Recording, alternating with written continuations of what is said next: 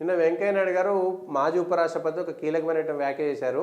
ప్రజలకు ఉచితంగా విద్య, వైద్యం అందిస్తే చాలని మిగతావి ఉచితంగా ఇచ్చే వ్యవస్థను తాను వ్యతిరేకిస్తున్నానని మాజీ ఉపరాష్ట్రపతి వెంకయ్య నాయుడు చెప్పారు. స్వాతంత్ర సమరయోధులు వీళ్ళకు సంబంధించినటువంటి దాంట్లో నిజంగా కూడా ప్రజలను సోమరిపోతులు చేస్తున్నారా? ఉచిత పథకాలపైన సమీక్ష చేయాల్సినటువంటి అవసరం ఉందా లేదా? ఏవి పడితే అవి ఉచితంగా ఇచ్చి నెలకు 10,000 రూపాయలని, నెలకు 5,000 రూపాయలని, అంటే ఒకవేళ ఎవరైనా వికలాంగులు ఉన్నారనుకోండి, వాళ్ళు పనులు చేసుకోలేరనుకోండి, వాళ్ళకు పింఛన్ లాంటివి ఇవ్వడంలో అర్థం ఉంది, పర్థం ఉంది.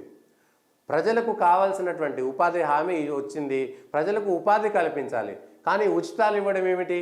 ఉచిత విద్యుత్ ఒకటి ఇస్తున్నాం కదా, కేంద్ర ప్రభుత్వము సోలారు సంబంధించినటువంటి మీరు పెట్టుకోండి, సోలార్ పలకలు పెట్టుకుంటే వాటికి మేము సబ్సిడీ ఇస్తాము, దాంతోపాటు మీ గృహ అవసరాలకు పోగా మిగిలినటువంటి విద్యుత్తును ప్రభుత్వం కొంటుంది, తద్వారా మీకు లాభం ఉంటుంది, ప్రజలకు లాభం ఉంటుంది, ప్రభుత్వానికి లాభం ఉంటుంది, విద్యుత్ వినియోగంలో కూడా కలిసి వస్తుంది. సోలార్ విద్యుత్ వినియోగం ద్వారా ఇటు ఈ జెన్కోలు లేదంటే న్యాచురల్గా ఈ చేసేటువంటి బొగ్గు ద్వారా, నీటి ద్వారా చేసేటువంటి జల విద్యుత్ ఉత్పత్తి కేంద్రాలపైన భారం కూడా తగ్గుతుంది. అప్పుడు మరింత అవకాశం ఉంటుంది అనేటువంటిది.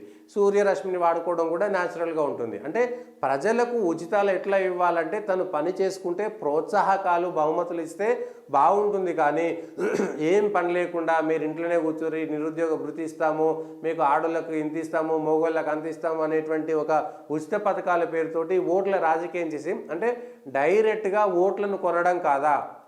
కావాల్సినటువంటి తిండి లేనటువంటి వాళ్లకు నెలకిన్ని సరుకులు ఇచ్చేసి, ఇగో ఈ నెల మీకు సరుకులు ఇస్తున్నాం, వచ్చే నెల మీరు కష్టపడి మీకు సబ్సిడీ ఇస్తామనేటువంటి ప్రయత్నం చేయాలి. కానీ ఇట్లాంటి పనులు చేయడం చర్చ జరగాలి. లేకపోతే పూర్తిగా ప్రభుత్వం యొక్క డబ్బులు పథకాల పేరు మీద, దళిత బంధు, ఈ బంధు, ఆ బంధు అన్నిటి పేరు మీద పూర్తిగా డబ్బులన్నీ కూడా ఓట్ల కొనుగోలుకే ఉపయోగపడుతున్నటువంటి అంశాన్ని మనం జాగ్రత్తగా పరిశీలించకపోతే ఆ దేశానికి సంబంధించి